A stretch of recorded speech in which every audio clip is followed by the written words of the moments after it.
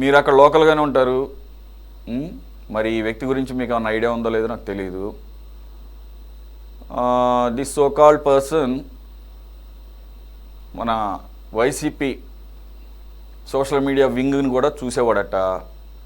మరి కార్యకర్త లేకపోతే దాంట్లో కూడా కీలక బాధ్యతలు ఏమైనా తీసుకున్నాడేమో. ఎవరు మన సకల శాఖ మంత్రి గత ప్రభుత్వంలో సజ్జల సుకుమారుడు ఒక ఆయన ఉన్నాడు కదా, సజ్జల భార్గవ్ రెడ్డి, ఆయనకిలాగా మరి ఈయన కూడా ప్రత్యేకంగా పోస్టులు తయారించే కార్యక్రమం, లేకపోతే ప్రత్యర్థుల మీద దుమ్మెత్తి పోసే కార్యక్రమం, వ్యక్తిగత విమర్శలు ఒక స్థాయికి తీసుకెళ్లే కార్యక్రమం మరి ఈయన కూడా నిర్వహించాడో లేదో తెలియదు. బట్ దాంట్లో కూడా ఈయనకి పాత్ర ఉంది అని అంటున్నారు. మరి ప్రత్యక్షంగా వైసీపీకి ఆ రకంగా పనిచేసేటటువంటి వ్యక్తికి ఐ డోంట్ నో, నాకు ఎగ్జాక్ట్లీ తెలియదు. ఇది క్యాబినెట్ స్థాయి ఉంటుందో లేదో నాకు తెలియదు, కానీ దాదాపుగా అన్ని ఫెసిలిటీస్ ఉండేటటువంటి ఒక పోస్ట్ లేని పోస్టులను క్రియేట్ చేసి మరి ఇతనికి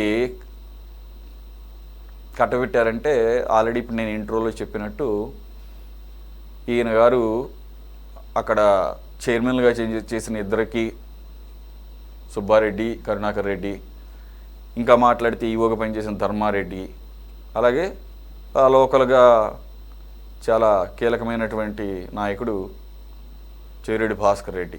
మరి ఇంత పెద్ద నాయకులకి దగ్గరగా సన్నిహితంగా ఉన్నటువంటి వ్యక్తి అది కూడా లేనటువంటి పోస్టులను క్రియేట్ చేసి అతని కోసమే ఆ పోస్టులని క్రియేట్ చేసి అతనికి లబ్ధి చేకూర్చి ప్రజాధనాన్ని దోచిపెట్టినటువంటి ఆ ప్రభుత్వం ఆ పోస్టులను క్యాన్సిల్ చేయటమో లేకపోతే ఇతన్ని విజిలెన్స్ విచారణలో వచ్చిన 2-3 నెలలకే మీ ప్రభుత్వానికి తెలిసినప్పుడు ఇప్పటివరకు చర్యలు తీసుకోకపోవటాన్ని ఏమంటారు? చేతకంతనమేగా అంటారు, ఫీల్ అవుతారు కానీ అడిగితే. మరి ఆ తర్వాతగా ఈవోగా మీరు పెట్టిన శ్యామలరావు ఇప్పుడు లేడనుకోండి, అలాగే అనిల్ కుమార్ సింఘాల్, మరి వాళ్ళకు కూడా సన్నిహితుడైనా.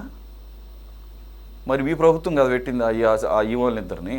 ఇప్పుడంటే వాళ్ళిద్దరు లేరు గారు, కొత్త ఆయన ఒక ఆయన ఇచ్చాడు, ఆయన కూడా పట్టించుకోలేదు ఇప్పటి వరకు.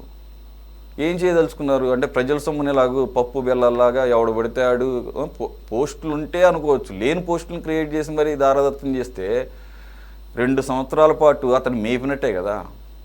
కక్కిస్తారా? విజిలెన్స్ విచారణలో తేలింది కదా, ఆల్రెడీ తీసుకున్నదంతా కక్కిస్తారా? ప్రజల సొమ్ముని తీయలేదు, చర్యలే తీసుకోలేదు. ఇంకా అతన్ని తీసుకున్నా లేకపోతే భత్యాలుగా తీసుకున్నటువంటి వాటిని మళ్ళా రిఫండ్ తీసుకుంటారని ఆశించడం అత్యాశ అవుతుందేమో. సురేంద్ర నాయుడు గారు. సురేష్ గారు, ముందుగా మీకు అదేవిధంగా ప్యానల్లో ఉన్నటువంటి పెద్దలకి 24/7 న్యూస్ వీక్షిస్తున్నటువంటి ప్రేక్షకులందరూ కూడా నమస్కారం. సురేష్ గారు, ఇది చర్చకు రావడం అత్యంత బాధాకరం. నా వ్యక్తిగతంగా చెప్తున్నా. నేను లాస్ట్ టైం కూడా ఒక 6 నెలల ముందు అనుకుంటా, నేను ఒక ఇదే మాదిరి డిబేట్ లో ఉండేటప్పుడు నేను చెప్పి అక్కడ పనిచేస్తున్నటువంటి అధికారులు చాలా వరకు వైసీపీకి అనుకూలంగా పనిచేస్తున్నారు. అంటే నేనేమంటానంటే, ఉద్యోగస్తులు మామూలుగా కొన్ని పార్టీలకి కొమ్ము కాస్తూ ఉంటారు, కానీ దేవస్థానంలో పనిచేసేటువంటి అధికారులు దేవుడి మీద భక్తి విశ్వాసంతో పనిచేయాలి, ఏ పార్టీ అధికారంలోకి వచ్చినా కూడా.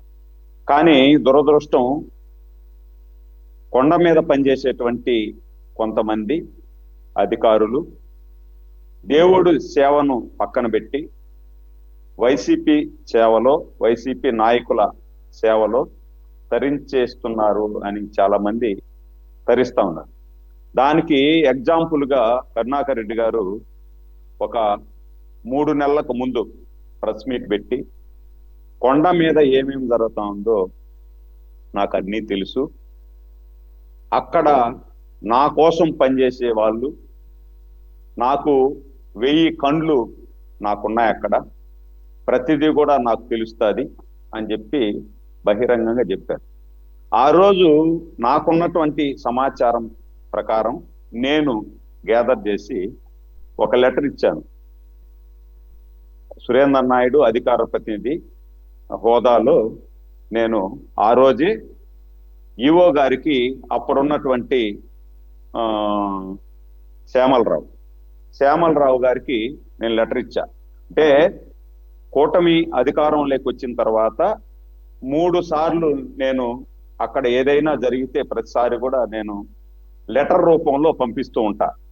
మొట్టమొదటిసారి అధికారంలోకి వచ్చిన వెంటనే 15 రోజుల్లో నేను ఒక లెటర్ ఇచ్చా. లెటర్ ఇస్తే ఆ లెటర్ ఇచ్చిన తర్వాత 2 సూపరింటెండెంట్లని మార్చారు. అంటే ఆ సూపరింటెండెంట్ల మీద నాకు కోపం కాదు సురేష్ గారు. ఆ సూపరింటెండెంట్లు అక్కడ ఏదైతే దేవుడి సేవలో ఉండాల్సిన వాళ్ళు దేవుడి సేవలో లేకుండా అక్కడ జరిగేటువంటి ప్రతి విషయాన్ని కరుణాకర్ రెడ్డి గారికి, కరుణాకర్ రెడ్డి తనయుడికి, అదేవిధంగా చెవిరెడ్డి భాస్కర్ రెడ్డి గారికి, వైసీపీ నాయకులకి చేరవేస్తున్నారు అనేది నాకు ఉన్నటువంటి సమాచారం. ఆ సమాచారంతోనే నేను ఆ రోజు లెటర్ ఇచ్చా. లెటర్ ఇస్తే 2 సూపరింటెండెంట్లు మార్చారు. దాని తర్వాత 2 నెలల తర్వాత మళ్ళీ ఇంకొక లెటర్ ఇచ్చా. అన్ని కాపీలు నా దగ్గర పెట్టుకున్నా.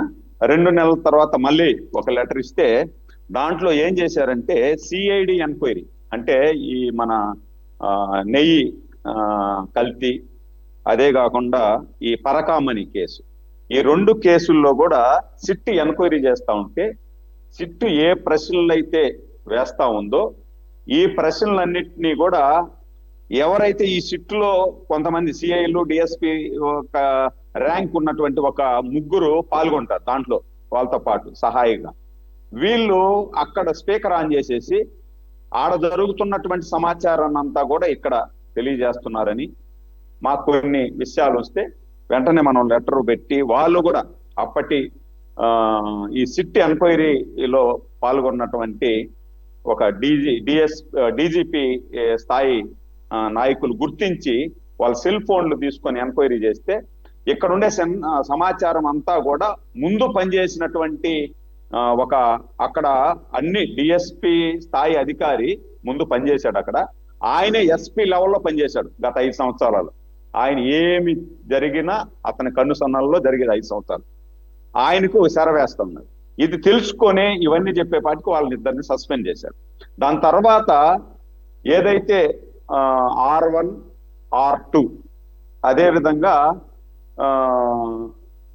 పరకామణి దగ్గర ఉన్నటువంటి 2 గుమస్తాలు, ఒక సూపరింటెండెంట్ స్థాయి అధికారి, వీళ్ళు కూడా ఇక్కడ జరుగుతున్నటువంటి సమాచారాలన్నింటినీ కూడా కరుణాకర్ రెడ్డి గారికి, వైసీపీకి చేరవేస్తున్నారనే ఆధారాలతో పాటు నేను లెటర్ ఇచ్చాను.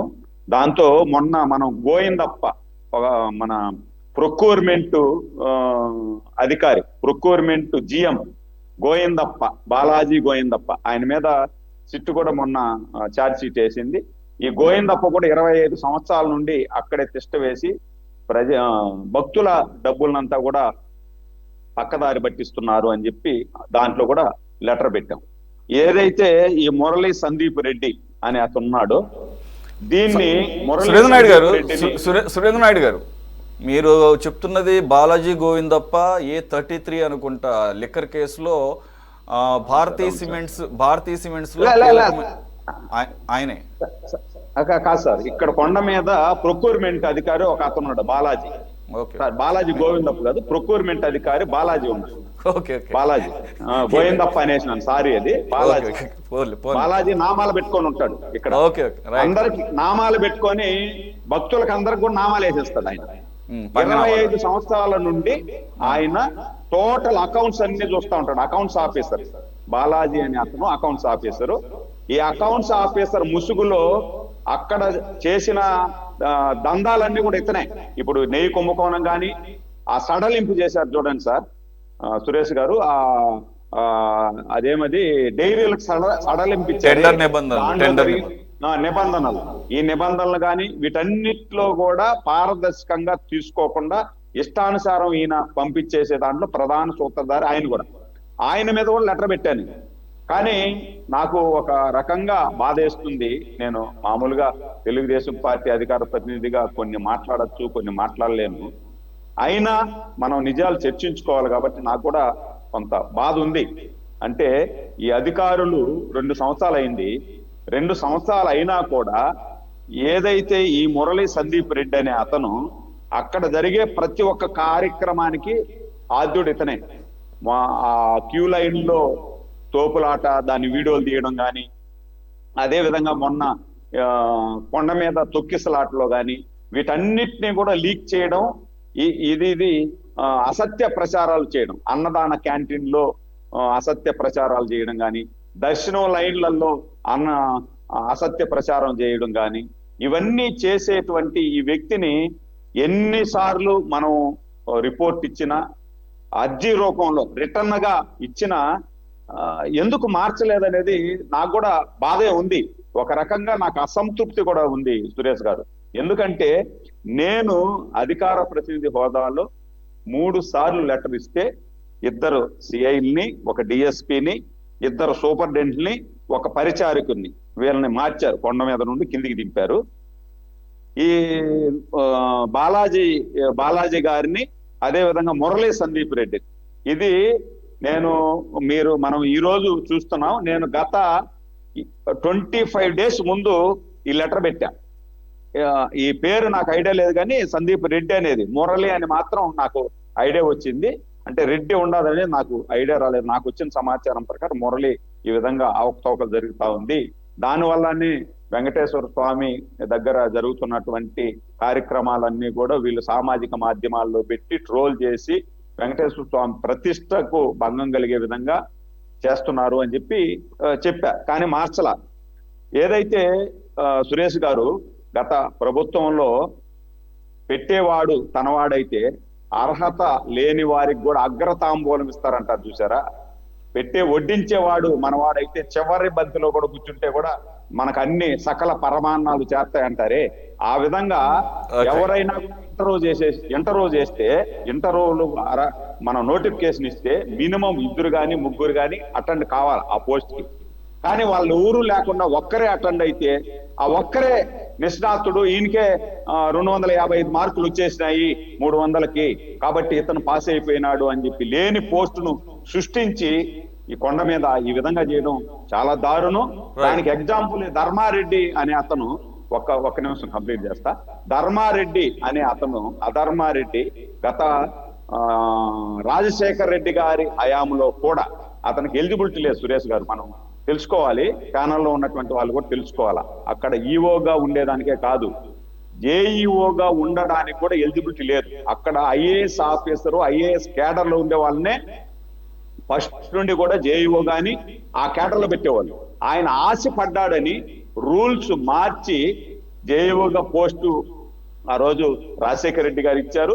దాని తర్వాత జగన్మోహన్ రెడ్డి ఒక అడుగు ముందుకేసి ఇంకా రూల్స్ బ్రేక్ చేసి నాకు ఈఓగా ఉండాలనే అభిప్రాయం ఉంది, నా అభిప్రాయాన్ని మీరు గౌరవించి నన్ను ఈఓని చేయండి అని చెప్పి ఆయన కోరిక మేరకి దాన్ని క్యాన్సిల్ చేసి ఆ చట్టాన్ని కూడా ఉల్లంఘించి ఈ డైరెక్ట్ గా ఐఏఎస్ ఈఓగా ఉండాల్సినటువంటి వ్యక్తి ఉండాల్సిన దగ్గర ఈయన నాన్ క్యాడర్ ఐఏఎస్ ఎలిజిబిలిటీ లేదు, ఏమి లేదు, ఈయన్ని ఈఓగా చేసేసి ఈ అధర్మాలన్నీ జరగడానికి ఆ అధర్మారెడ్డే కారణం. దాంట్లో తిరుమల తిరుపతి దేవస్థానంలో పరకామణి కుంభకోణం కానీ, నెయ్యి కుంభకోణం కానీ, అక్కడ ఉద్యోగాల నియామకాలు కానీ, ఇవన్నీ కూడా దొంగతనాలు దోపిడీలు జరగడానికి ప్రధాన కారకుడు అధర్మారెడ్డి. ధర్మారెడ్డి అని వాళ్ళ తల్లిదండ్రులు ఎట్ట పేరు పెట్టారో నాకు తెలియదు, కానీ ఆయన చేసిందంతా కూడా అధర్మాలే. దానికి మూల్యం కూడా చెల్లించుకున్నారు సురేష్ గారు. నేను ఆ మాట అనలేకపోతున్నాను, కానీ ఆ మూల్యం అయితే ఆయన చెల్లించుకున్నాడు. అది ఏమి అనేది ప్యానల్లో ఉండేటువంటి వారికి తెలుసు. ఆయన ఇంకన్నా మారాలా అని కోరుకుంటున్నా.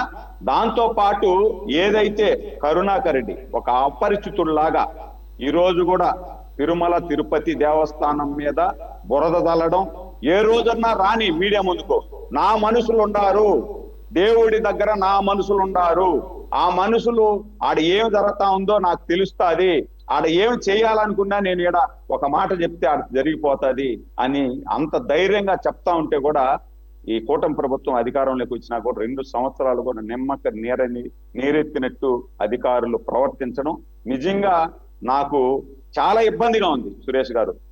నేను చెప్పలేక వెలగక్కుతున్నాను. చాలా మీరే ఇబ్బందిగా ఉంది.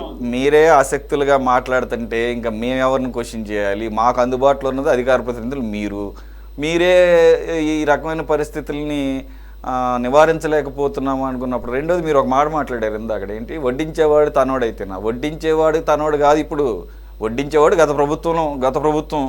మీ ప్రభుత్వం వచ్చినా కానీ అతను వడ్డించుకునే పరిస్థితి తెచ్చుకుంటున్నాడు అంటే ఏంటి అర్థం? ఇక్కడ మీ ప్రభుత్వంలో కూడా అతనికి ఆ రకమైనటువంటి స్ట్రాంగ్ హోల్డ్ ఉందని అర్థం. అలాగే మీరు కొంతమంది పేర్లు చెప్పారు. బాలాజీ అన్నవాడు 25 సంవత్సరాలుగా అక్కడ తిష్ట వేసి కూర్చున్నాడు. ఈ 25 సంవత్సరాల్లో ఎన్నిసార్లు మీ ప్రభుత్వం ఉంది? ఎన్నిసార్లు గతంలో కాంగ్రెస్ ప్రభుత్వం ఉంది? వైసీపీ ప్రభుత్వం మొన్న రీసెంట్గా ఉంది 5 years పాటు. అంటే ఇక్కడ ప్రభుత్వాలతో సంబంధం లేదు. వాళ్ళు అక్కడ వేళ్ళునుకుపోయారు, పాతుకుపోయారు. ఇర్రెస్పెక్టివ్ ఆఫ్ పొలిటికల్ అఫిలియేషన్స్ వాళ్ళకి కావాల్సినవన్నీ కూడా చేయించుకుంటున్నారని క్లారిటీగా ఉంది. అంటే దీని అర్థం ఏంటంటే మీరు కూడా ఏమీ చెయ్యలేరు. 2 సంవత్సరాలు గడిచిపోయింది కాబట్టి మరో 3 సంవత్సరాలు కూడా ఇలా మనం మాట్లాడుకుంటూనే ఉంటాం. మీరు ప్రస్తావించిన పేర్లు కానీ ఇప్పుడు మేము చెప్పినటువంటి గత ప్రభుత్వంలో చైర్మన్లు అవ్వచ్చు, లేకపోతే మీరు అన్నారు అధర్మారెడ్డి ఈవో అని చెప్పేసి, మరి వారి పాత్ర ఉందని చెప్పేసి చెప్పారు. సుప్రీంకోర్టు సిట్ చెప్పింది, అలాగే పరకామణి వ్యవహారంలో తేలింది. కానీ చర్యలేవి? జస్ట్ ఏదో 2-3 అధికారులను బలిపశువులు చేశారంతే. వాళ్ళని కూడా మీరేమి పూర్తి స్థాయిలో ఏమి శిక్షించలేదు. జస్ట్ ఒక శాఖ నుంచి ఇంకొక శాఖకి ట్రాన్స్ఫర్ చేశారు. ఫర్ ఎగ్జాంపుల్ అనిల్ కుమార్ సింఘాల్ అంటే అయిపోయిందనమాట. సో ఆ ధర్మారెడ్డి అలాగే కంటిన్యూ అవుతున్నారు. మీరు ఏదో అన్నారు ఆయనకి జీవితంలో ఒక జరగకూడని నష్టం జరిగిందని. కానీ ఓకే, కాదంటలేదు. కానీ ఆయన ఇప్పటివరకు చేసినటువంటి అధర్మానికి ఎవరు బాధ్యులు అవుతారు? దాన్ని రెక్టిఫై చేయాలి కదా, అతన్ని బాధ్యుని చేయాలి. అలాగే అతను ఏమన్నా దాని ద్వారా కనుక వాళ్ళు లబ్ధి పొందితే అది తిరిగి మన స్టేట్ ఎక్స్చెక్కర్కి వచ్చే రకంగా ఉండాలి కదా. అంటే నేరాలు చేసుకుంటా పోండి, ఇప్పటి నుంచి మాత్రం చేయకండి అంటే వాళ్ళు చెప్పేస్తే అలా వదిలేస్తారు అనమాట. అసలు ఆ రకమైన చర్యలు కూడా లేవు కదా వాళ్ళ మీద. బాజీ గారు, ఇట్స్ వెరీ ఐరనీ.